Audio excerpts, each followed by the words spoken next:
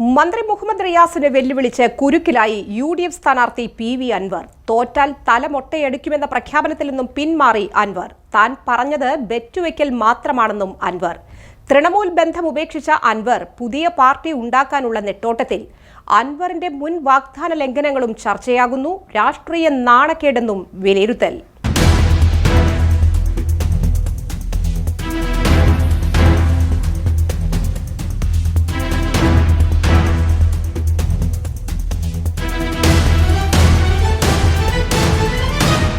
അത്ഭുതങ്ങളൊന്നും സംഭവിച്ചില്ല. പതിവ് പോലെ പി.വി. അൻവർ വീണ്ടും മലക്കമറിഞ്ഞു. കഴിഞ്ഞ ദിവസം അൻവർ നടത്തിയ ഒരു പ്രഖ്യാപനമായിരുന്നു കേരളമൊട്ടാകെ വലിയ ചർച്ചയായി മാറിയത്. ബേപ്പൂരിൽ തന്റെ വിജയം നിശ്ചയമാണെന്നും അങ്ങനെയല്ലെങ്കിൽ തലമൊട്ടയടിച്ച് കമ്മലിട്ട് കോഴിക്കോട് മാനാഞ്ചിറ തൊട്ട് റെയിൽവേ സ്റ്റേഷൻ വരെ നടക്കുമെന്നായിരുന്നു അൻവറിന്റെ പ്രഖ്യാപനം. മന്ത്രി മുഹമ്മദ് റിയാസ് തോറ്റാൽ ഇതുപോലെ മൊട്ടയടിച്ച് നടക്കുമോ എന്നും അൻവർ വെല്ലുവിളിച്ചു. ഇത് സംബന്ധിച്ച ചോദ്യങ്ങൾക്ക് ഉയർത്തിയ മാധ്യമപ്രവർത്തകരോടെല്ലാം തന്റെ വിജയം സുനിശ്ചിതമാണെന്നും അല്ലെങ്കിൽ തലമൊട്ടയടിച്ച് നഗരപ്രദക്ഷിണം നടത്തുമെന്നും അൻവർ ആവർത്തിച്ചിരുന്നു. അൻവർ കണക്കുകൂട്ടിയതുപോലെ ആ ദിവസത്തെ മാധ്യമങ്ങളിലെല്ലാം വലിയ ചർച്ചയായി അൻവറിന്റെ പ്രഖ്യാപനം മാറുകയും ചെയ്തു. ബേപ്പൂർ പോലെ ഇടതുമുന്നണിക്ക് ശക്തമായ വേരോട്ടമുള്ളയിടത്ത് മന്ത്രി മുഹമ്മദ് റിയാസിനെ പോലെയുള്ള ശക്തനായ പോരാളിയെ നിഷ്പ്രയാസം മലർത്തിയടിക്കുമെന്ന അൻവറിന്റെ അവകാശവാദം കടന്ന കൈയല്ലേ എന്ന് ചിന്തിച്ചവർ ഏറെയാണ്. അവരെപ്പോലും അമ്പരപ്പിച്ചുകൊണ്ടാണ് അൻവർ മൊട്ടയടി പ്രഖ്യാപനം നടത്തിയത്. അൻവറിന്റെ ഈ ആത്മവിശ്വാസ പ്രകടനങ്ങൾ കണ്ടവർ പലരും ബേപ്പൂരിൽ അട്ടിമറി നടക്കുമോ എന്ന് ആശങ്കപ്പെടുകയും ചെയ്തു. എന്നാൽ ഇടതുമുന്നണി നേതൃത്വവും സ്ഥാനാർത്ഥി മുഹമ്മദ് റിയാസുമെല്ലാം അൻവറിന്റെ അവകാശവാദങ്ങളെ തള്ളിക്കളയുകയാണ് ഉണ്ടായത്. തൊട്ടടുത്ത ദിവസം മാധ്യമങ്ങളെ കണ്ട അൻവർ അതിവേഗം പ്ലേറ്റ് മാറ്റി. തലമൊട്ടയടിച്ച് താൻ നടക്കുമെന്ന് പറഞ്ഞിട്ടേയില്ല എന്നാണ് അൻവറിന്റെ പുതിയ വാദം. ഇടതു സ്ഥാനാർത്ഥിയുമായി ബെറ്റുവയ്ക്കുകയായിരുന്നുവെന്നും റിയാസ് തോറ്റാൽ റിയാസ് മൊട്ടയടിക്കണമെന്നും താൻ തോറ്റാൽ താൻ മൊട്ടയടിക്കുമെന്നാണ് പറഞ്ഞതെന്നുമാണ് അൻവറിന്റെ പുതിയ വാദം. മന്ത്രി റിയാസ് വെല്ലുവിളി സ്വീകരിക്കാൻ തയ്യാറല്ലാത്തതിനാൽ മൊട്ടയടി ബെറ്റ് നിലനിൽക്കുന്നില്ലെന്ന് അൻവർ പതിവ് പോലെ മലക്കമറിയുകയും ചെയ്തു. ഫലപ്രഖ്യാപനം വരുന്നതുവരെ പ്രവർത്തകർക്ക് ആത്മവിശ്വാസം പകരാനാണ് ബെറ്റ് പ്രഖ്യാപനം നടത്തിയതെന്നും മന്ത്രി റിയാസ് വെല്ലുവിളി ഏറ്റെടുക്കാത്തതിനാൽ ബെറ്റ് പിൻവലിക്കുന്നുവെന്നുമാണ് അൻവറിന്റെ പുതിയ വിശദീകരണം. അൻവറിനെ അടുത്തറിയുന്നവർക്ക് ഈ വിധം മലക്കം മറിച്ചിലുകൾ ഒരു അത്ഭുതവും സൃഷ്ടിക്കില്ല. കാരണം ഇതുപോലെ ഒട്ടനവധി തരികിട അഭ്യാസങ്ങൾ കേരള രാഷ്ട്രീയത്തിന് സമ്മാനിച്ചിട്ടുള്ള ആളാണല്ലോ അൻവർ. സുഖശീതളിമ നോക്കി ഒരു പാർട്ടിയിൽ നിന്നും മറുപാർട്ടിയിലേക്ക് ചാടാൻ ഒരു മടിയുമില്ലാത്ത നേതാവാണ് അൻവർ. ഇന്ന് പുകഴ്ത്തിയ നേതാവിനെ നാളെ തെറി വിളിക്കാനും ഒരു മടിയുമില്ലാത്ത വ്യക്തിയാണ് താനെന്ന് പലവട്ടം തെളിയിച്ച നേതാവാണല്ലോ അൻവർ.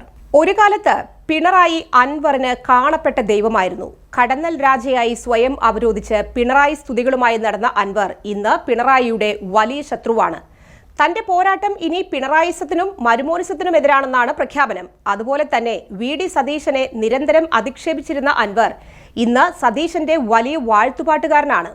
ഇനി യു.ഡി.എഫുമായി ഒരു ബന്ധവുമില്ലെന്നും യു.ഡി.എഫ് ഇനി രക്ഷപ്പെടില്ലെന്നും പ്രഖ്യാപിച്ച അൻവർ വി.ഡി. സതീശനെ കൂട്ടുപിടിച്ച് എങ്ങനെയെങ്കിലും യു.ഡി.എഫിൽ ഇടം നേടാൻ നടത്തുന്ന അപഹാസ്യ നീക്കങ്ങളും നാം കണ്ടു.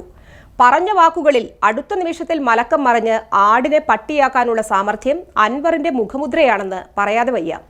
ഇതിനു മുൻപ് പൊന്നാനിയിൽ യു.ഡി.എഫ് സ്ഥാനാർത്ഥി ഇ.ടി. മുഹമ്മദ് ബഷീറിനെതിരെ ലോക്സഭാ തെരഞ്ഞെടുപ്പിൽ മത്സരിക്കുമ്പോൾ തന്റെ വിജയം ഉറപ്പാണെന്നും തോറ്റാൽ എം.എൽ.എ. സ്ഥാനം രാജിവെക്കുമെന്നുമായിരുന്നു അൻവറിന്റെ പ്രഖ്യാപനം. ഫലം വന്നപ്പോൾ അൻവർ വെടിപ്പായി തോറ്റു. എന്നാൽ പ്രഖ്യാപനം പോലെ എം.എൽ.എ. സ്ഥാനം രാജിവെച്ചതുമില്ല. എം.എൽ.എ. ആയിരിക്കെയാണ് ആരെയും അറിയിക്കാതെ അൻവർ ആഫ്രിക്കയിലേക്ക് പോയത്. യു.ഡി.എഫ് അത് രാഷ്ട്രീയ ആയുധമാക്കി.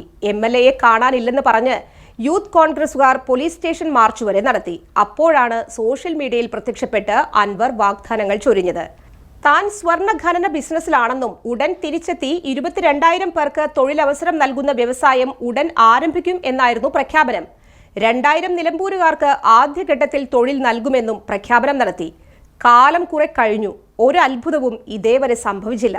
കോൺഗ്രസുകാരനായിരുന്ന അൻവർ പല കോടികൾ മാറിപ്പിടിച്ചാണ് ഇപ്പോൾ യു.ഡി.എഫിലെത്തിയത്. ഇതിനിടയിൽ തൃണമൂൽ കോൺഗ്രസിന്റെ കേരള കൺവീനറായ അൻവർ തൃണമൂൽ ദേശീയ നേതാക്കളെയും തെറ്റിദ്ധരിപ്പിച്ചുവെന്ന ആരോപണവുമായി തൃണമൂൽ നേതാക്കൾ രംഗത്ത് വന്നിട്ടുണ്ട്.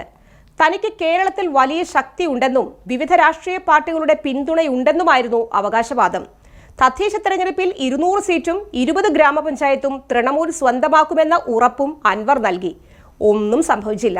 ഒരു സീറ്റിൽ പോലും തൃണമൂൽ ജയിച്ചതുമില്ല. അതിനിടയിൽ U Prathibha, K Rema, G Sudhakaran, K P Mohanan, Shibu Baby John, Thomas K Thomas തുടങ്ങിയ നേതാക്കൾ തൃണമൂലിലേക്ക് വരാൻ കാത്തിരിക്കുകയാണെന്ന് മമതാ ബാനർജിക്ക് PV അൻവർ കത്തുമയച്ചു. ഈ നേതാക്കൾ ആരും ഇതൊന്നും അറിഞ്ഞില്ല എന്നതാണ് യാഥാർത്ഥ്യം. മമതാ ബാനർജിക്ക് അയച്ച കത്ത് ദേശീയ നേതൃത്വം പുറത്തുവിട്ടതോടെയാണ് അൻവർ വീണ്ടും അങ്കലാപ്പിലായത്.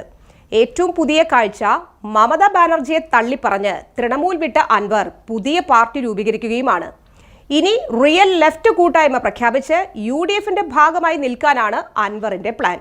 അതിനിടയിലാണ് തലമൊട്ടയടിക്കൽ പ്രഖ്യാപന നാടകങ്ങളും വെല്ലുവിളികളുമെല്ലാം അരങ്ങേറിയത്. മന്ത്രി റിയാസിനെ മലർത്തിയടിച്ച് ബേപ്പൂർ സ്വന്തമാക്കുമെന്ന് അൻവർ അമിത ആത്മവിശ്വാസം പ്രകടിപ്പിക്കുന്നുവെങ്കിലും UDFിലെ മുതിർന്ന നേതാക്കൾ പോലും അത് മുഖവിലക്കെടുക്കുന്നില്ലെന്നാണ് യാഥാർത്ഥ്യം.